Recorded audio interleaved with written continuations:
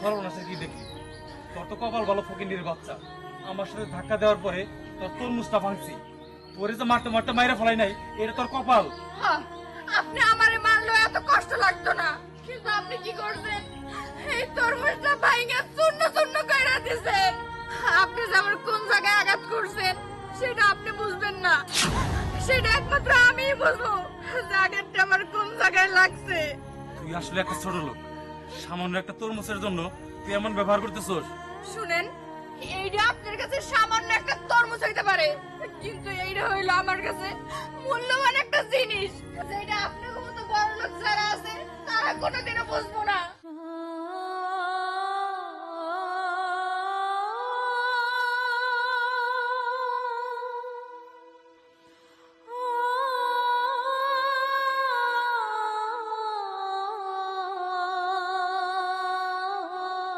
সামান্য একটা তরমুজ এত মূল্যবান কি করে হয়? বিষয়টা আমার দেখতে হবে।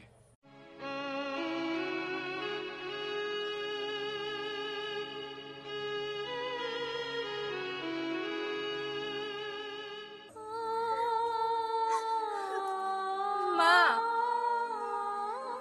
তরমুজ আয়া খামু।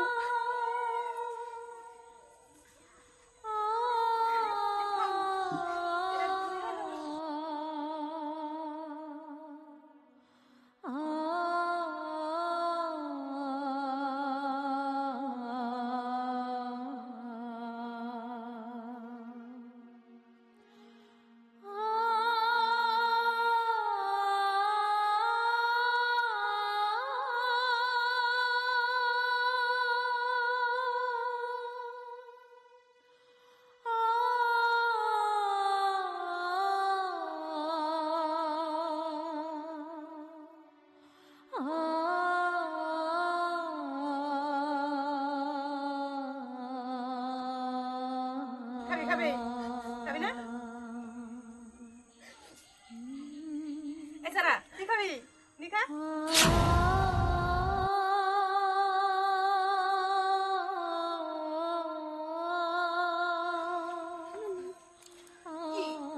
আমারে মারা বাকি আছে?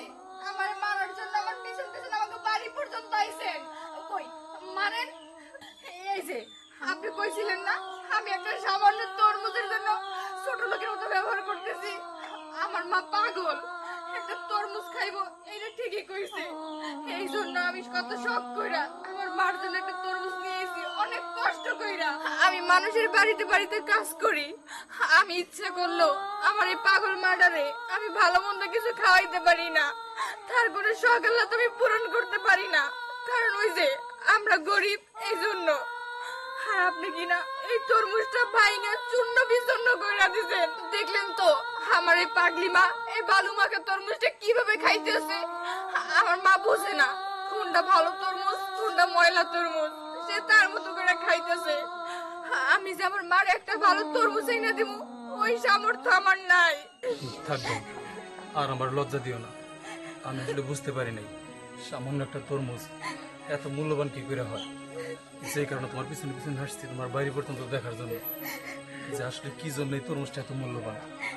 আমি এখন বুঝতে পারছি কিছু কিছু মানুষের কাছে সামান্য কিছু অনেক মূল্যবান হয়ে যায়। আমি অনেক বড় একটা ভুল করে ফেলাইছি। তোমার মায়ের শখের তরমুজটা আমি নষ্ট করে দিছি। আমার মাফ করে দিও বোন। তুমি যদি আমার মাফ না করো ওই আল্লাহ আমার ক্ষমা করবো না। আমি কথা দিতেছি তোমার মায়েরে আমি ভালো তরমুজ এনে দিব। চলে যেতেছি বোন, যাওয়ার আগে তোমার পারলে আমার ক্ষমা করে দিও।